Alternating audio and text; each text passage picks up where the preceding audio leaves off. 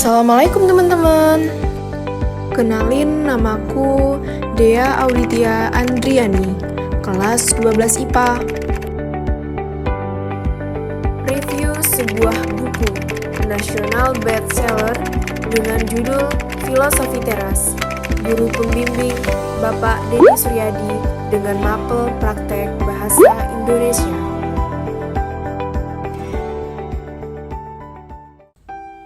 Hai teman-teman, pada video kali ini saya akan mereview sebuah buku yang berjudul Filosofi Teras, Filsafat Yunani Romawi Kuno untuk mental tangguh pada masa kini.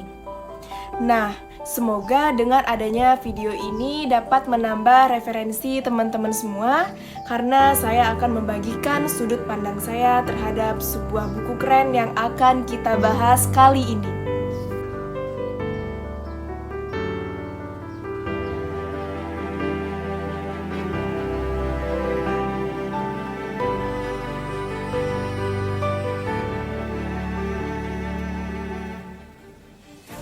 Sedikit overview tentang penulisnya ya teman-teman.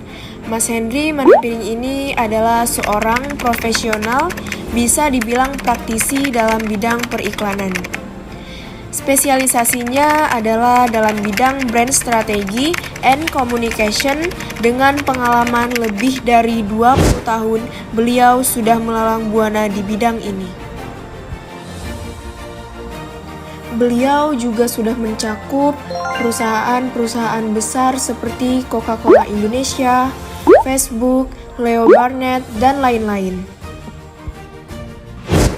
Beliau menempuh pendidikan S1-nya di Universitas Padjadjaran, jurusan Ekonomi Akuntansi, dan melanjutkan ke jenjang masternya di University of Wellcome, Australia, dalam program Master of Business Administration. Dan selain seorang profesional, beliau juga adalah seorang content creator. Beliau sangat aktif di sosial media dan akrab disapa dengan Om Piring. It's okay, di sini bagi teman-teman yang sedang mengalami fase-fase remaja seperti saya sekarang, yang suka merasa khawatir akan banyak hal, mudah baperan, susah move on, mudah tersinggung, dan suka marah-marah gak jelas di sosial media maupun di dunia nyata. Nah teman-teman, buku Filosofi Teras ini sangat cocok buat teman-teman, rekomendasikan agar teman-teman dapat menghindar dari 5 hal buruk yang biasa timbul di diri teman-teman. Dan buku Filosofi Teras ini memberi cara latihan mental supaya kita memiliki syarat titanum dan tidak gampang KO kesamber galau.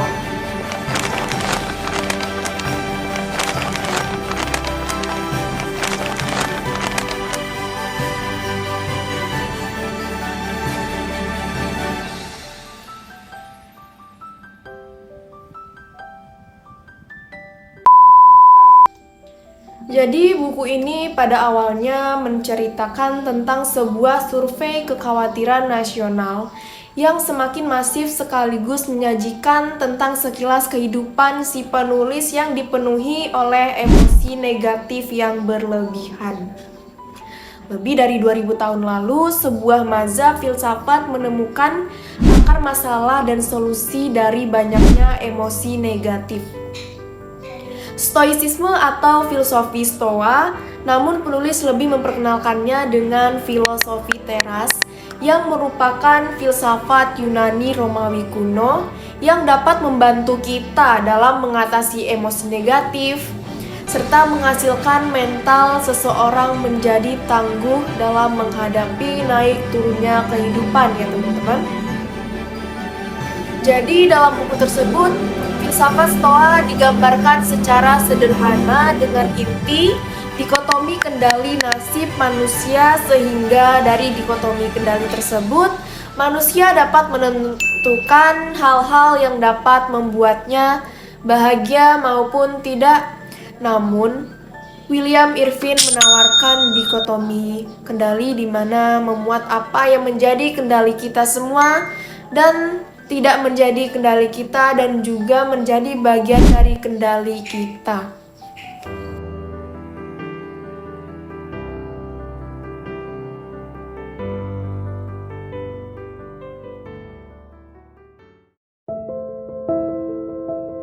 Jadi gini ya teman-teman, kita semua itu pasti pernah mengalami yang namanya kesedihan dalam hidup.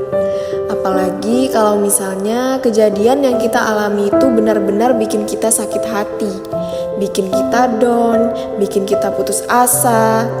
Dan bisa jadi kita sedih itu karena berbagai macam hal yang mungkin karena orang tua kita, karena sesuatu kejadian tertentu, karena kita gagal ujian, mungkin karena pekerjaan juga bisa. Dan akhirnya banyak dari yang mungkin karena beberapa kejadian yang dialami jadi males-malesan mungkin bisa berdampak pada ya banyak aspek lah dalam hidup kita. Sebelumnya saya pribadi dulu juga pernah ngerasain yang namanya kesedihan. Ketika hidup saya dalam keadaan beranjak dewasa, dengan masa kecil tanpa dilibatkannya peran seorang ayah. Padahal bagi seorang anak perempuan, peran seorang ayah itu sangatlah vital dalam berlangsungnya proses kedewasaan. Justru saya didewasakan oleh keadaan, dan keadaanlah yang membuat saya dewasa.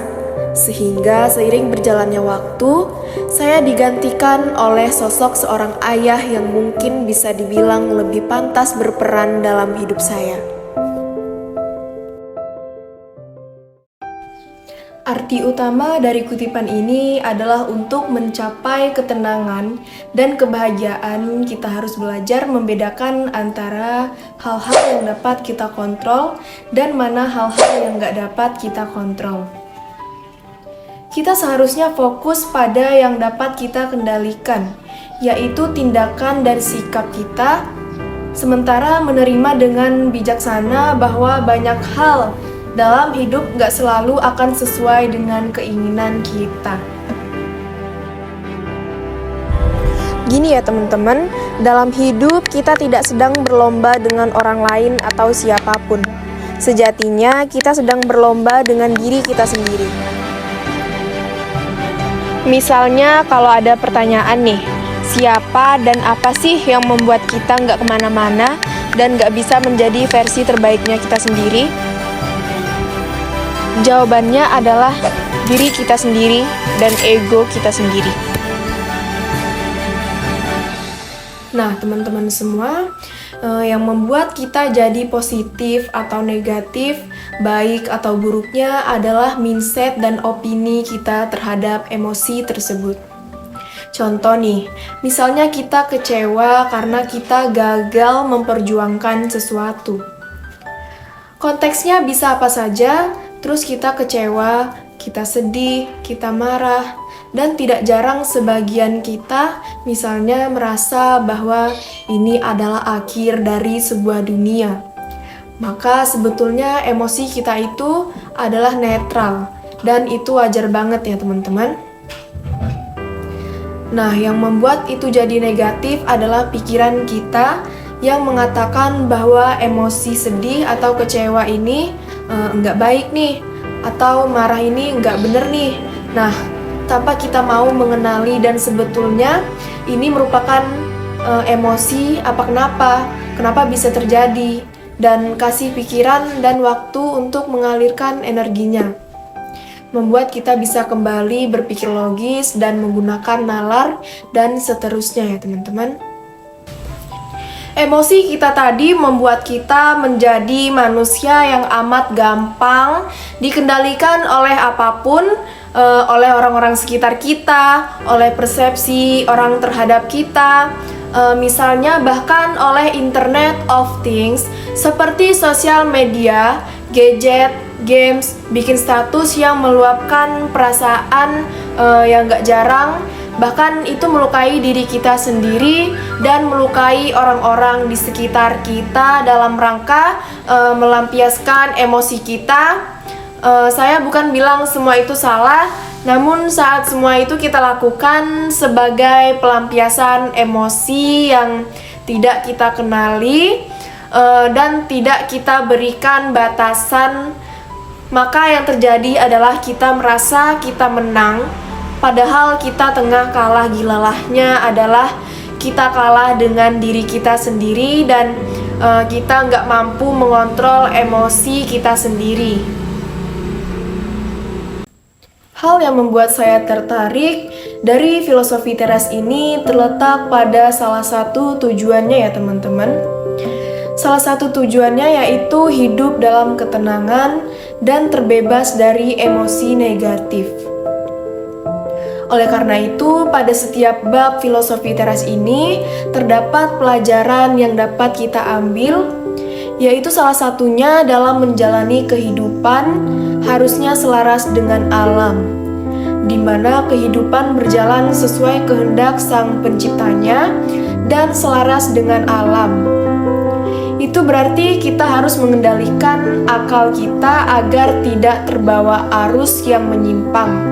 Apalagi sekarang ini banyak di antara kita yang menggunakan media sosial dan sering ditemui berita hoaks, sehingga kita tidak boleh terbawa emosi dan tidak baperan. Nah, salah satu yang harus kita ingat, jangan terlalu memikirkan hal yang belum terjadi ke depannya. Biarkan berjalan sebagaimana mestinya, namun tetap diiringi dengan effort supaya mendapat hasil yang maksimal. Secara keseluruhan, buku ini menarik dan recommended banget untuk dibaca. Mungkin hanya itu sedikit resensi filosofi teras dari saya. Semoga dapat bermanfaat untuk teman-teman semua. Wassalamualaikum warahmatullahi wabarakatuh. Dan sampai jumpa.